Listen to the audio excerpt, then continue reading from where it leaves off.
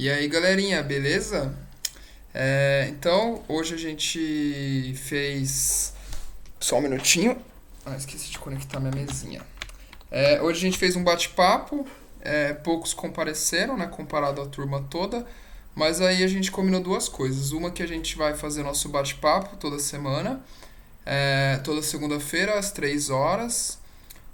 Isso pode ser bem legal, porque muitos de vocês falaram que estão meio perdidos, né, com horário, em como trabalhar em casa e tudo mais. Então acho que isso pode dar uma ajudada boa aí pra gente. Além disso, cria um compromisso, né, da gente estar aí toda semana, no mesmo horário, beleza?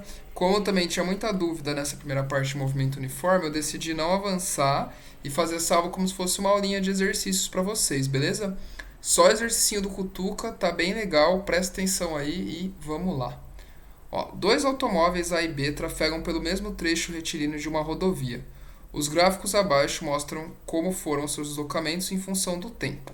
Então tem aqui, né, do automóvel A e do automóvel B. Beleza. A partir da análise dos gráficos é correto afirmar que os automóveis se movem no mesmo sentido. Não, né? Ó, o A tem uma velocidade positiva, a inclinação dele é para cima. O B tem uma velocidade negativa, né? Ó, com o passar do tempo, a posição dele vai diminuindo. O A, quando o tempo passa, a posição dele vai aumentando. Então, não. O automóvel A está acelerando e o B desacelerando. Não, né? Ó, se deu uma retinha, se é linear, ele não está acelerando nem desacelerando. É um movimento uniforme. O automóvel B tem uma aceleração maior que o do automóvel A. Não também, eles não estão acelerando. A velocidade média do automóvel B é menor do que a do automóvel A. Tá, isso a gente teria que calcular. Vamos ver a última então, só para a gente voltar na D. Os automóveis irão se encontrar no instante 30 segundos. Vamos ver onde esse cara está no instante 30 segundos. 1, 2, 3, 4. Seria aqui, né? Ó. Então, quando esse cara está no 30 segundos, ele vai estar aqui na posição 400 metros. Esse aqui, quando está no 30 segundos, vai estar aqui na posição 400 metros. Olha só, e a gente nem precisa calcular as velocidades, então. Então, a E é correta, beleza? Quando tiver em 30 segundos, os dois vão estar aqui na posição, ó, 400 metros, beleza? Isso caracteriza pra gente um encontro. Vamos para a próxima. Essa aqui, ó, eu dei muito parecido em sala de aula. Eu falei para vocês que ela cai bastante. Denomina-se eco o fenômeno em que houve nitidamente um som refletido por obstáculo uma ou mais vezes sucessivas. Imagina uma pessoa emitindo um som conforme a figura abaixo. Então, um molequinho, 17 metros, aqui o robozinho, né?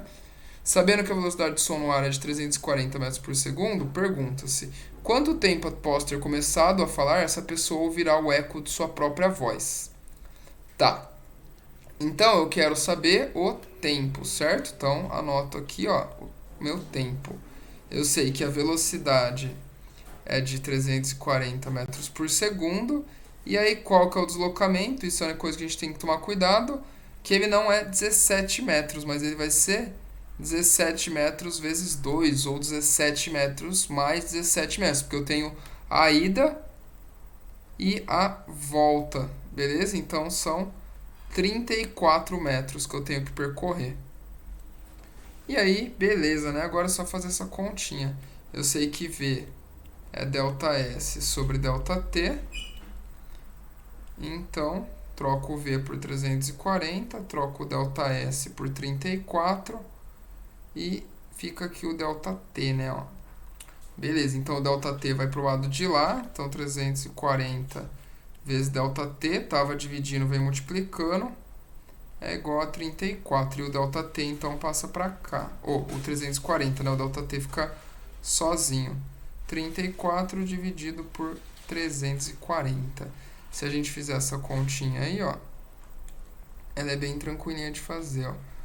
Quando eu pôr aqui o 0, já dá 340, então 0,1. Então, o meu ΔT, né, o meu tempo, vai ser 0,1 segundos. Beleza?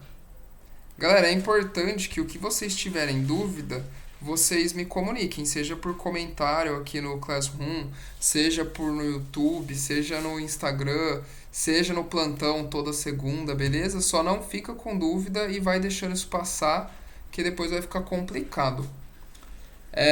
Então, essa aqui, ela também é uma circunferência. Hoje me perguntaram bastante da que tinha circunferência na listinha, né? Ó, de 2013 aí do Cutuca. A figura ao lado representa um balão de trânsito de 60 metros de diâmetro que interliga as 6 ruas A, B, C, D e F. Suponha que um carro entre no balão a 36 km por hora pela rua C e saia pela E. Então ele entrou aqui, né, ó, e saiu aqui. Considerando o sentido anti-horário utilizado no Brasil e em grande parte do mundo, e sabendo que as ruas estão igualmente espaçadas, em quanto tempo o carro deixa o balão? Utilize π igual a 3 e considere que o carro se movimenta com uma velocidade constante. Então vamos lá. Ó, uma dica aí. Ele deu a velocidade em km por hora, porém o diâmetro ele deu em metros, né? Então vamos transformar essa velocidade. Como que eu passo de km por hora para metros por segundo? Eu divido por 3,6. Então, iguala as casas que depois da vírgula, arranca a vírgula fora, né? 36 já deu para ver aí que é 10. Então, minha velocidade, eu vou trabalhar como ela sendo 10 metros por segundo, beleza? Tá, legal. Então, o que eu quero saber? Eu quero saber quanto tempo o carro vai deixar o balão. Então, quem eu quero saber é o meu ΔT. E quanto que é meu ΔS? Meu ΔS, ele vai ser, ó, vê se vocês concordam comigo, ó.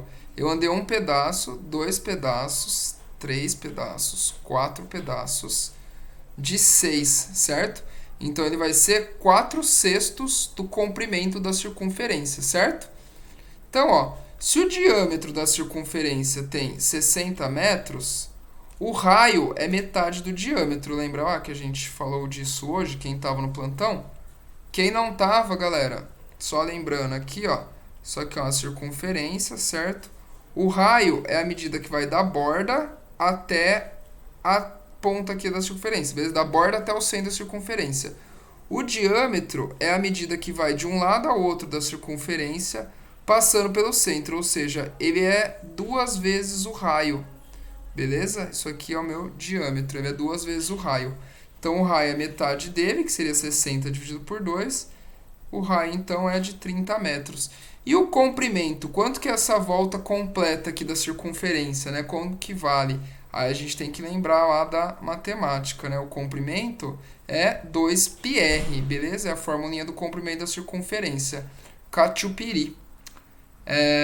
Então, o comprimento vai ser 2. O π eu vou usar que é 3 e o raio é 30.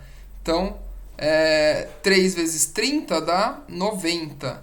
2 vezes 90 dá 180. Então, eu sei que o meu comprimento foi 180 metros. O meu ΔS é 4/6 de 180.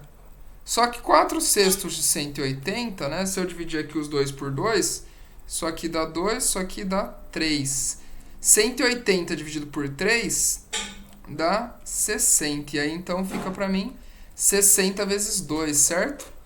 Então, o meu ΔS é 60 vezes 2, que é 120 metros. Agora, eu acho o ΔT, né? Ó, velocidade não é ΔS sobre ΔT? Então, troca aí, ó. Eu vou ter que 10, que é a minha velocidade, é igual a 120 dividido pelo tempo. Ou seja, o tempo vai ser 120 dividido por 10. Corta aqui o zero, corta o zero, né? Chego aí que o meu tempo, então, vale 12 segundos, beleza?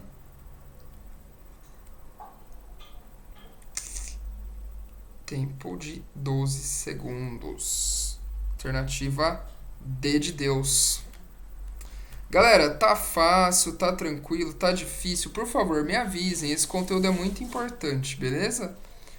Essas duas aqui, elas são do Cutuca também, porém é da prova de 2008. São questões que são mais difíceis de cair, podemos dizer assim, né? Porque agora não tem mais dissertativa, mas ela é legal para a gente enxergar a velocidade, o efeito do movimento uniforme fora de um carrinho, fora do movimento que a gente está acostumado de ver carrinho mesmo. Então, ó, os pediatras acompanham o desenvolvimento físico de seus pacientes através de gráficos de controle da evolução da altura e da massa da criança, em função da sua idade. Efetuando sucessivas medidas de altura de um determinado paciente durante toda a infância e adolescente, o pediatra associou a curva do gráfico, obter assim uma expectativa de sua altura ao final da adolescência. Calcule a velocidade média de crescimento desse adolescente dos 11 anos e meio aos 15 anos e meio. Tá. Então, esse adolescente, deixa eu só ver essa aqui. Não, é essa mesmo. É que eu apaguei, na verdade, a parte que ele fala... Ah, não, tá aqui, ó. Calcula a curva de linha contínua A. É porque cada uma dessas é uma pessoa. Então, é A. Dos 15 anos e meio, ou seja, daqui até os 11 anos e meio, que seria essa daqui, né? Ó, aqui seria os 11 e meio em 160 e em 15 e meio daria aqui, na verdade, que seria 185 centímetros. Então ele quer saber qual que é a velocidade média do crescimento. Vamos fazer a mesma coisa, V ΔS sobre ΔT. Só que agora eu não estou falando de um deslocamento, eu estou falando de um crescimento. E aí a gente faz a mesma conta, né? Ó. O espaço final, a altura final é 185. Lembrando que isso aqui está em centímetros. O inicial é 160. Qual que é o tempo final? O tempo final é 15,5. E o tempo inicial é em 11,5. Ou seja, a minha velocidade é 185 menos 160 dá 25. 15,5 e menos 11,5, né? De 11 para 15 faltam 4, certo? Poderia já até deixar assim, não estaria errado se eu escrever a unidade, né? Então, isso aqui é centímetros por ano. Porém, eu posso fazer essa conta aí também, né? E aí deixar esse resultado um pouquinho mais bonito. Então, 25 dividido por 4 24 vezes 6 dá 24, sobra 1. Põe a vírgula, aumenta um 0. Por 2 dá 8, né? Sobra 2, aumentando o 0 ali. Então, dá 5. Então, eu sei que minha velocidade é 6,25 centímetros ao ano. Isso é o que essa pessoa vai crescer em média por ano entre os 11 anos e meio até os 15 anos e meio. Beleza? Não é difícil, né? É só diferente do que a gente está acostumado. Mas é bem legal porque justamente são essas diferenças que vão pegar a gente.